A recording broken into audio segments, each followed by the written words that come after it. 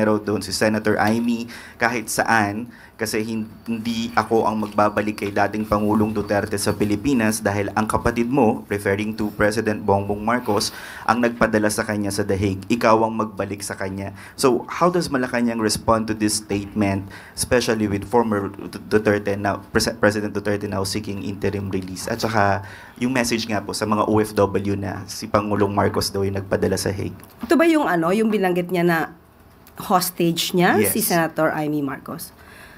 Well, yan po ay kasunduan ng dalawa, ng Vice Presidente at ni Senator Amy Marcos.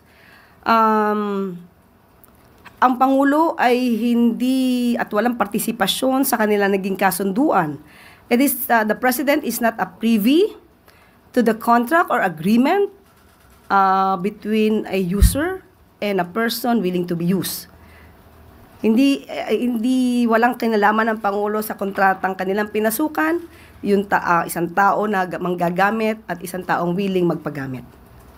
At ang nais lang po natin sana ay ang Pangulo po kasi ang sinabi niya ay tuloy-tuloy siya sa kanyang pagtatrabaho, focus sa trabaho. Nadagdag pa nga po ang problema dito sa Siquijor.